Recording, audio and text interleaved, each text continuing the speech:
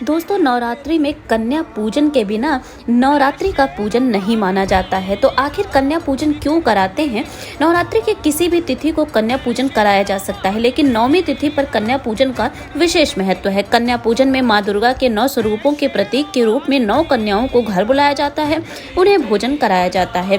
कहते हैं कि कन्या पूजन से देवी माँ प्रसन्न होती हैं और भक्तगणों को आशीर्वाद देती हैं। और कहा जाता है कि एक बार इंद्रदेव ने परम पिता ब्रह्मा जी से माँ दुर्गा को प्रसन्न करने का उपाय पूछा।